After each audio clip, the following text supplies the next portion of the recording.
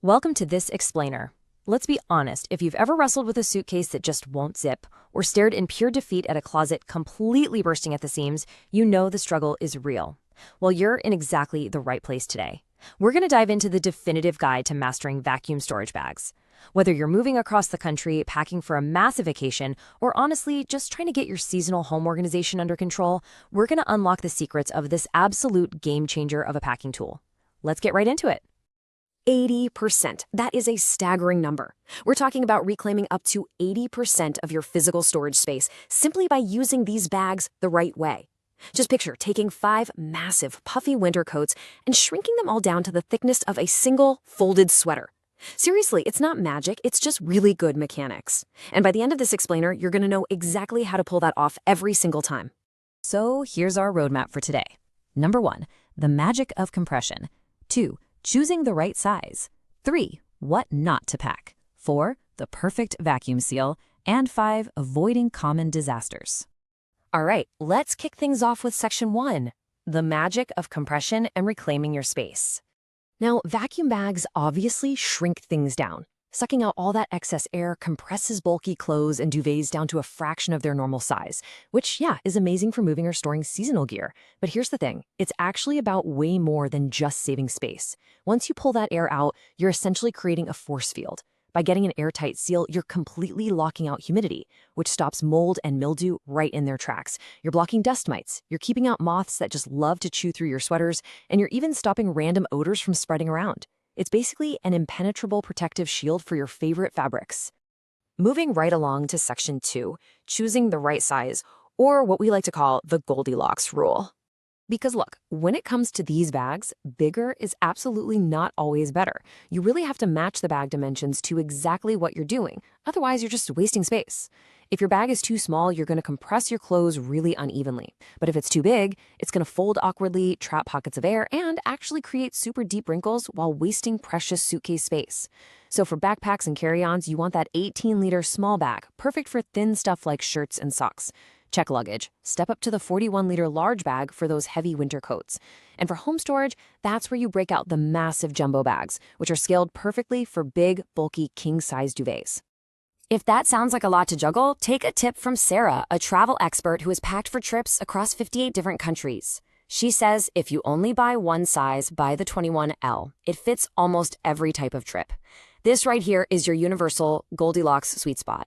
It perfectly holds like jackets, sweaters, and jeans without leaving all those wasted air pockets, making it hands down the most versatile tool in your packing arsenal. But hold on, before we go crazy and vacuum seal everything we own, we have to talk about section 3, what not to pack. Welcome to the danger zone.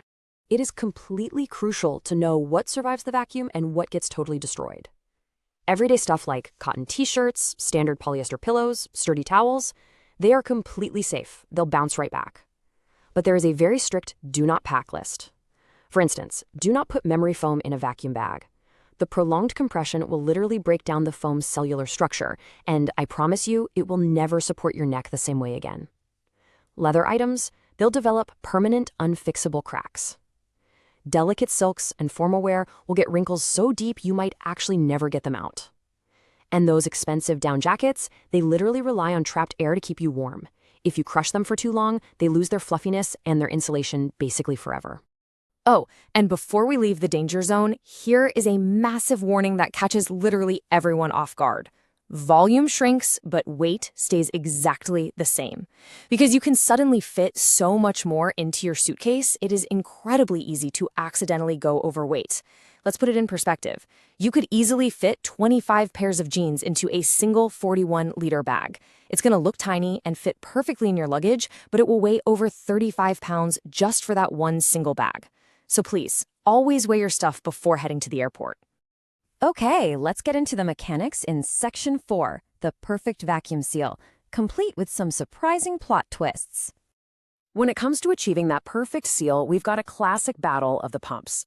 You'd probably think a loud, motorized electric pump is obviously better than some cheap little manual hand pump, right? Well, actually, no. Electric pumps are awesome for fast initial suction, sure, but most of them don't have a threaded lock. You just sort of press them against the valve, which means a little bit of suction power is always wasted, and some air sneaks back in. So here's the plot twist. A simple manual hand pump actually physically threads and screws tightly onto the nozzle. Because you get that airtight physical connection, a few extra pulls on a manual pump will secure a tighter, flatter, way better final vacuum seal than the electric one. Crazy, right? And to get that seal permanently locked in, you want to follow these exact steps from the pros at Nusu. First, leave about an inch, like 2 to 3 centimeters, of completely empty space between your clothes and the zipper. Seriously, don't overstuff it. Second, as you're vacuuming the air out, gently pull the zip outward, away from the clothes. Why do we do this? Well, nature completely abhors a vacuum. By pulling it outward, that little strip of empty plastic will actually suck down and seal directly onto itself, creating a whole secondary barrier right behind the zipper. Finally, take that little plastic clip and slide it back and forth firmly at least 3 times. This guarantees every microscopic gap in the track is locked down tight. Which brings us to our final stop today, Section 5, Avoiding Common Disasters, Troubleshooting, and Unpacking. It is without a doubt the single most frustrating question out there. You pack everything perfectly, slide it neatly under the bed, and 3 days later, it's puffed back up like a giant balloon. So why exactly is your bag slowly leaking air? Well, usually the culprit is super simple. A single stray piece of lint or thread caught anywhere in the zipper line is going to cause a microscopic leak. Always wipe the zipper before you seal it. Also, double-check your folds. If a bulky sweater is pushing and stretching the plastic seams too tightly, the bag's eventually just going to pop open. But honestly, the biggest hidden enemy we see is moisture.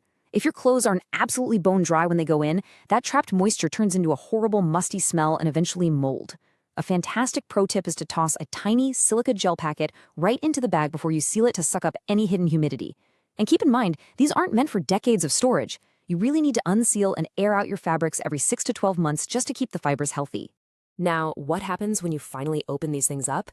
Your standard pillows, duvets, and clothes are going to look incredibly flat and pretty sad, but don't panic. Just think of this as a clothes spa day. To breathe life back into them, start by giving them a really forceful shake and massage to break up all those clumped fibers. For pillows, tossing them in the dryer on low heat with a couple of clean tennis balls works absolute miracles. The balls literally beat the fluff right back into the filling. Exposing everything to fresh air and sunlight naturally helps the materials expand. And for your clothes, a quick pass with a fabric steamer will immediately relax those tightly compressed fibers so they're instantly ready to wear. So there we have it. We've covered the wild science of compression, the incredibly useful 21-liter Goldilocks roll, the absolute dangers of packing memory foam, and the exact mechanics to get that perfect, airtight, waterproof seal. So I want to leave you with a question.